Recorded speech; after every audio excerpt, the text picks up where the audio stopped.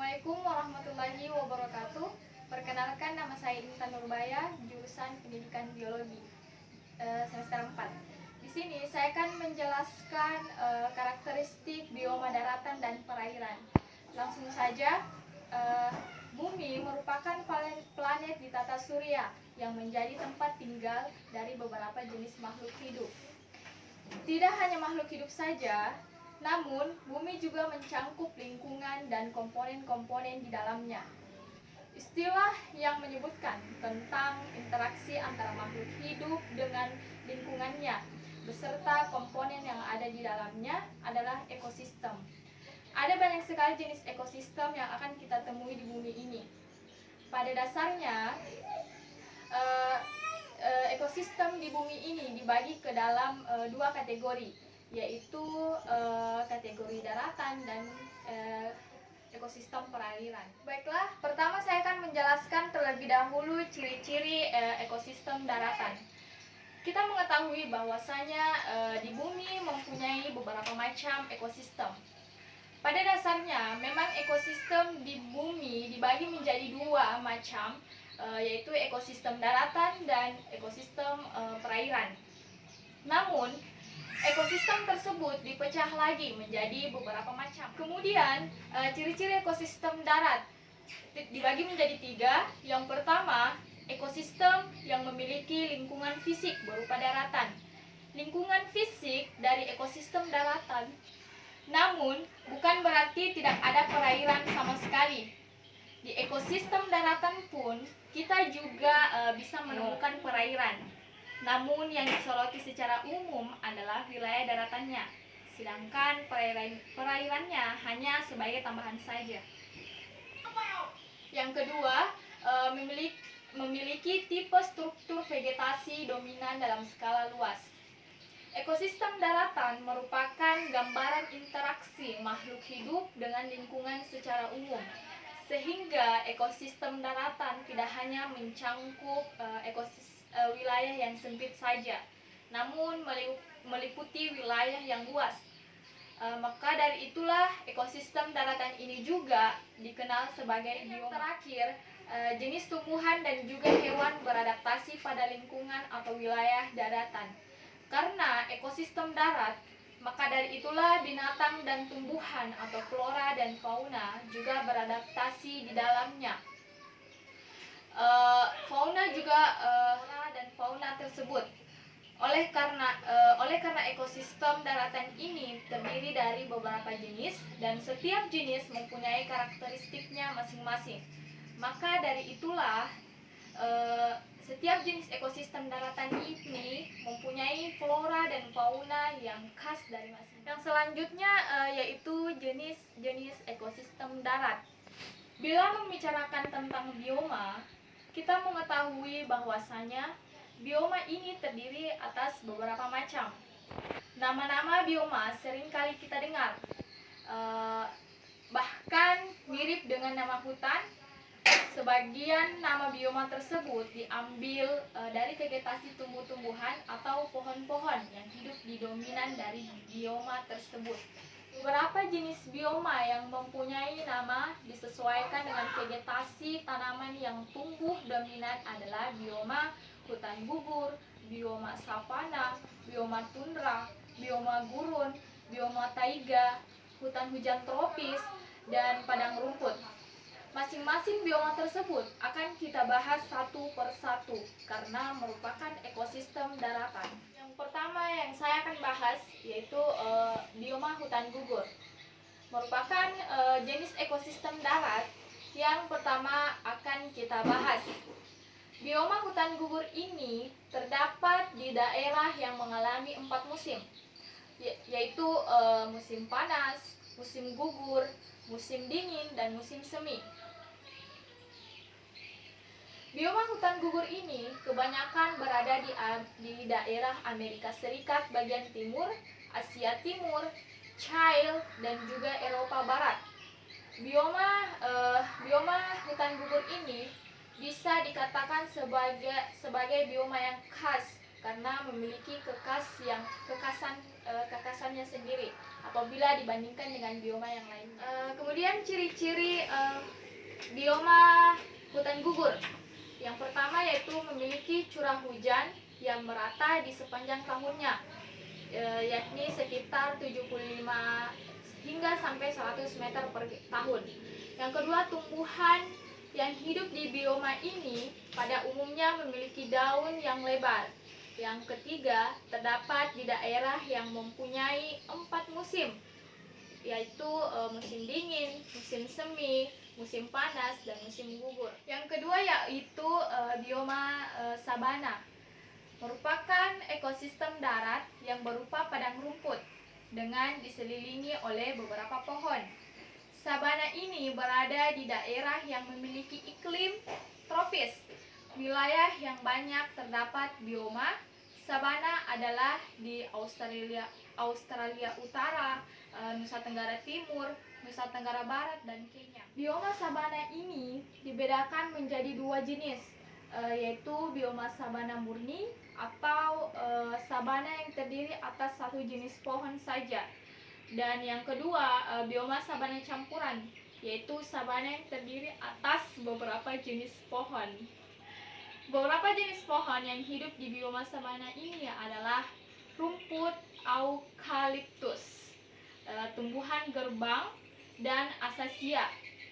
Sedangkan beberapa hewan yang menempati bioma sabana ini, ciri-ciri bioma sabana yaitu mempunyai curah hujan antara 90 sampai 150 cm per tahun. Yang kedua, merupakan padang rumput yang diselilingi oleh beberapa pohon. Yang ketiga, ditumbuhi oleh beberapa jenis flora seperti tumbuhan gerbang, rumput, akasia, dan eukaliptus. Dan yang terakhir, dihuni oleh beberapa jenis fauna seperti gajah, macam tutul, kijang, zebra, singa, dan kuda, dan beberapa jenis lainnya. Yang ketiga, jenis ekosistem darat selanjutnya adalah bioma tundra. Bioma tundra ini bisa dikatakan sebagai bioma yang paling dingin.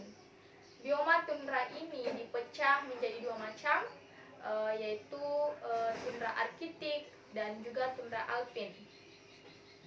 Tundra arkitik merupakan tundra yang berada di daerah kutub utara atau arkitik, dan tundra alpin terdapat di puncak pegunungan yang tinggi seperti di puncak pegunungan Jaya Wijaya.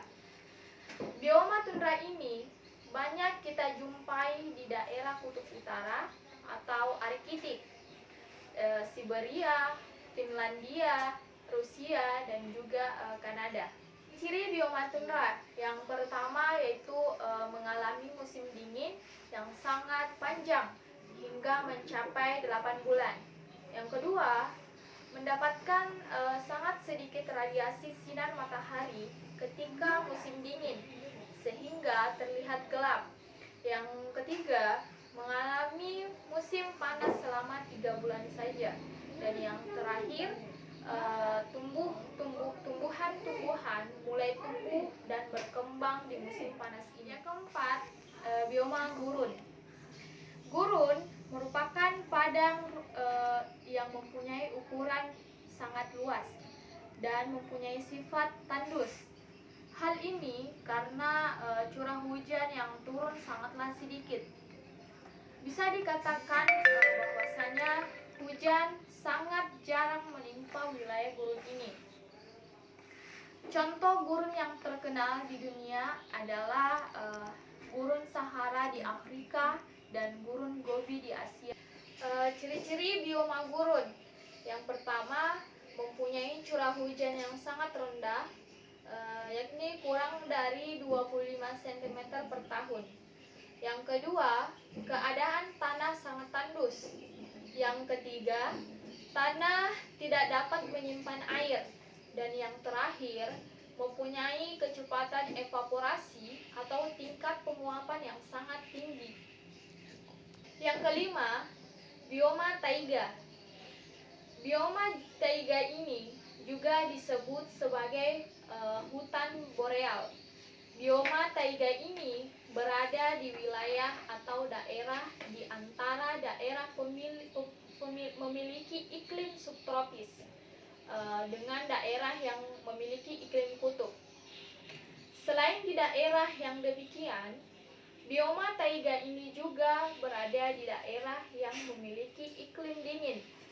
Daerah-daerah yang memiliki bioma ini yaitu Alaska, Amerika Utara, Rusia, dan Semenanjung Skandinavia. Ciri-ciri bioma taiga yaitu terdapat di antara daerah iklim subtropis dengan daerah iklim kutub atau daerah iklim dingin. Yang kedua, terdapat perbedaan suhu yang sangat mencolok antara musim panas dan juga musim dingin. Yang ketiga, terjadi pertumbuhan tanaman ketika musim panas, yaitu selama 3 hingga 6 bulan. Dan yang terakhir, memiliki flora atau tumbuhan yang bersifat homogen dan berseragam. Yang keenam, hutan hujan tropis. Sesuai dengan namanya, hutan ini berada di daerah yang memiliki iklim tropis, yaitu daerah yang dilalui oleh garis khatulistiwa. Contoh hutan hujan tropis yang sangat terkenal di dunia yaitu di mana kita? Contoh hutan hujan tropis yang sangat terkenal di dunia yaitu hutan hujan tropis di lembah Sungai Amazon, lembah Sungai Kongo, dan beberapa lagi di Asia Tenggara, termasuk di Kalimantan, Indonesia. Ciri-ciri hutan hujan tropis yaitu mendapatkan sinar matahari sepanjang tahun. Yang kedua, suhu lingkungan antara 21 hingga 30 derajat Celcius. Yang ketiga, pohon yang berada di hutan ini tumbuh tinggi hingga mencapai 55 meter dan juga membentuk tudung atau kanopi. Dan yang terakhir, hutan ini juga ditumbuhi beberapa tanaman rambat seperti rotan dan anggrek yang menempel di pohon-pohon untuk mendapatkan sinar matahari. Dan yang terakhir, padang rumput. Sama seperti hutan hujan tropis, padang rumput ini juga terdapat di wilayah atau daerah tropis hingga mempunyai iklim sedang. Beberapa negara yang mempunyai banyak padang rumput yaitu Amerika Selatan, Hungaria, Australia, Rusia bagian selatan, dan beberapa wilayah di Indonesia. Ciri-ciri padang rumput yang pertama, terdapat di daerah yang mempunyai iklim tropis dan juga subtropis. Yang kedua, mempunyai curah hujan rata-rata sebesar 25 hingga 50 cm per tahun. Curah hujan yang demikian ini turun dengan tidak teratur. Yang ketiga, di daerah yang memiliki curah hujan yang tinggi terdapat rumput yang tumbuh subur yang tingginya mencapai 3 meter seperti bluestem grasses. Sementara di daerah curah hujannya sangat sedikit, terdapat rumput-rumput yang pendek seperti grama dan buffalo grasses. Yang terakhir, suhu di padang rumput umumnya terasa panas. Kan tadi saya sudah membahas ekosistem daratan, dan sekarang saya akan membahas ekosistem perairan. Di mana ekosistem perairan berarti hubungan makhluk hidup perairan seperti ikan, buaya, dan lainnya dengan makhluk tak hidup, misalnya batu, air, udara, dan lainnya. Ekosistem perairan meliputi ekosistem air tawar dan air laut. Ekosistem perairan atau akuatik, sebagian besar komponen biotik dan abiotiknya berada di air. Ekosistem perairan dibagi menjadi 7. Yang pertama, ekosistem air tawar, di mana ekosistem air tawar adalah suatu bentuk menyeluruh atau tatanan yang ada di dalam air tawar dan sekitarnya, yang terdiri dari makhluk hidup di dalam air tersebut dan lingkungan air tawar itu sendiri. Ciri-ciri ekosistem air tawar. Yang pertama, salinitas atau kadar garam rendah, lebih rendah jika dibandingkan dengan sitoplasma. Yang kedua, adanya aliran air atau arus. Hal ini amat menentukan distribusi gas yang vital, garam mineral, dan organisme kecil. Yang ketiga, variasi suhu antara siang dan malam tidak terlalu besar. Yang keempat, penetrasi atau masuknya cahaya matahari terbatas atau kurang. Yang kelima, ekosistem air tawar tetap dipengaruhi oleh iklim dan cuaca, meskipun pengaruh tersebut relatif kecil apabila dibandingkan dengan ekosistem darat. Yang keenam, perubahan ketinggian air terlihat nyata sekali. Misalnya pada musim hujan, air sungainya tinggi atau berlimpah, dan musim kemarau terlihat sedikit atau kekeringan. Yang ketujuh, kadar oksigen terlarut pada ekosistem air tawar relatif lebih tinggi. Yang kedelapan, intensitas cahaya yang diterima pada ekosistem air tawar cukup tinggi, walaupun karena berbagai faktor, penetrasi cahaya matahari ke dalam air agak berkurang. Yang kesembilan, secara fisik dan biologis, ekosistem air tawar merupakan perantara ekosistem darat dan laut, yang sering disebut sebagai payau atau lingkungan estuari.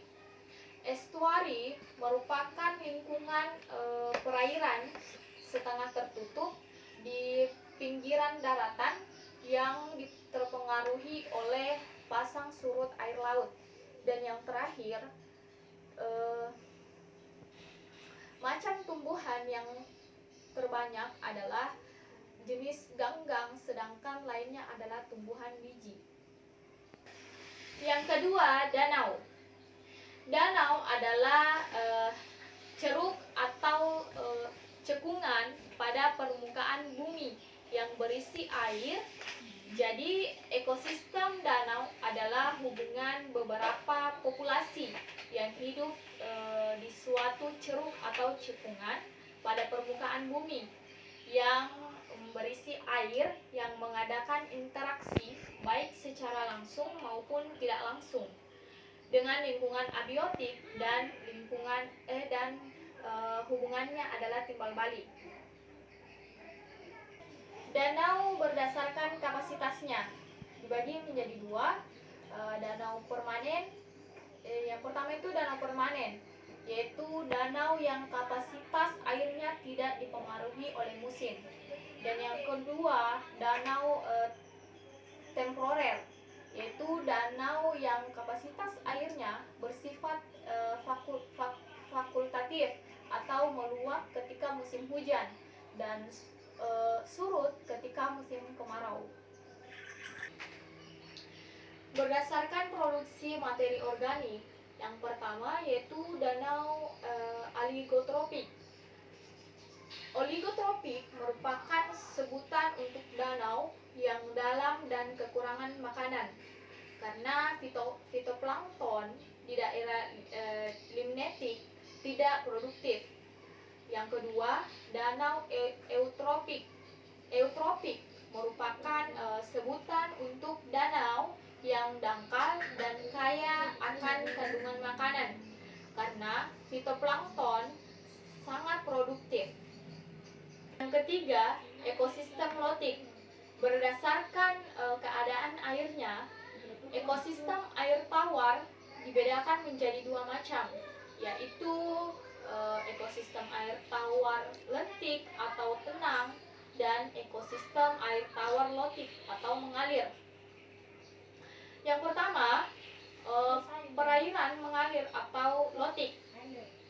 Perairan mengalir mempunyai corak tertentu serta jelas membedakannya dari air menggenang, walaupun keduanya merupakan habitat air tawar.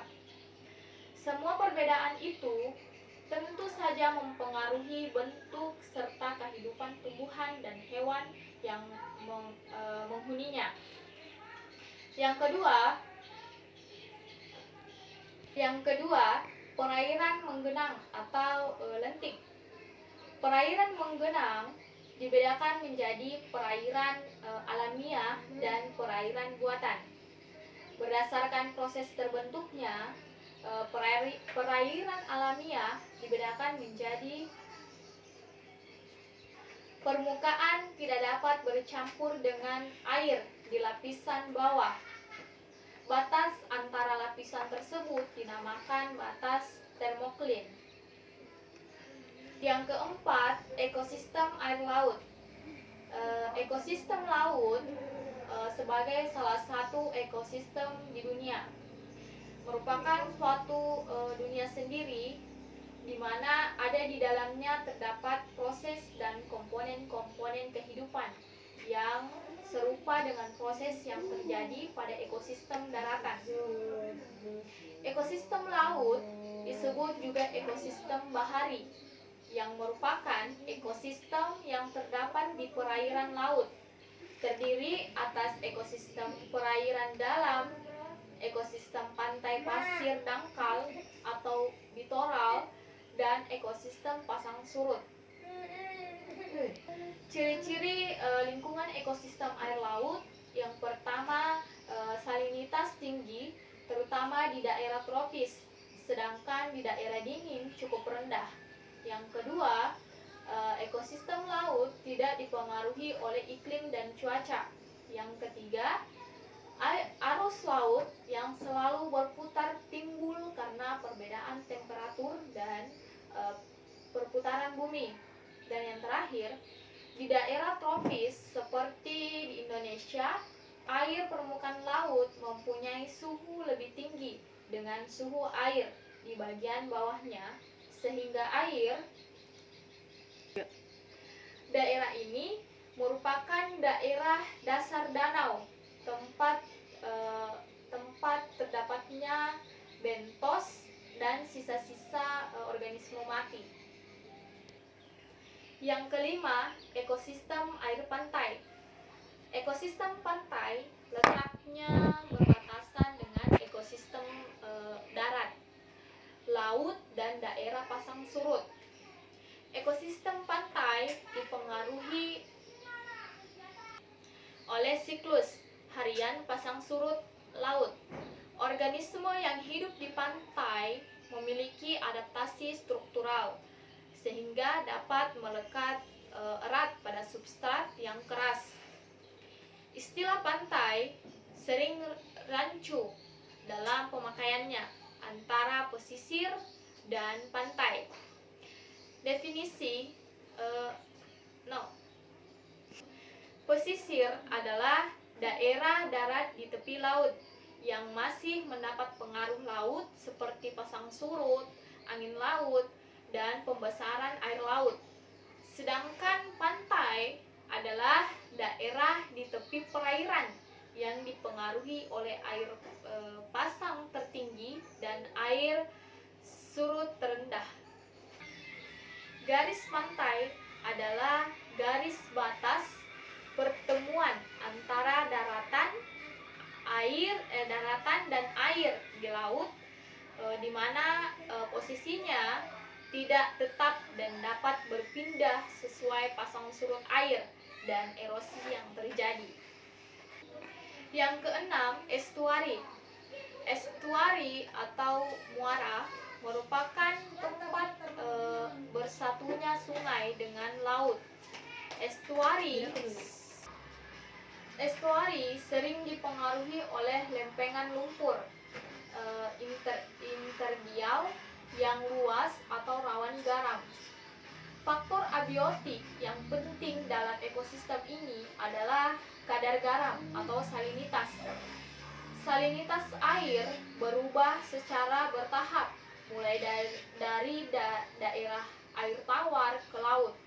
Salinitas ini juga dipengaruhi oleh siklus harian dengan pasang surut air. Nutrien dari sungai memperkaya estuari. Komunitas tumbuhan yang hidup di estuari antara lain yaitu rumput rawa, ganggang, dan fitoplankton terutama diatom.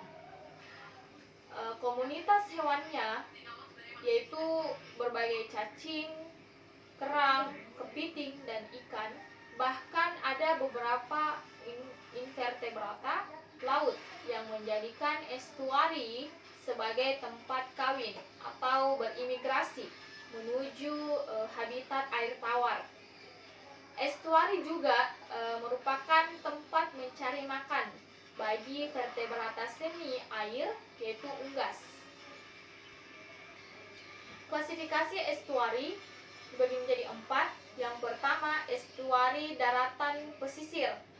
Paling umum dijumpai di mana pembentukannya terjadi akibat penaikan permukaan air laut yang menggenangi sungai bagian pantai yang landai.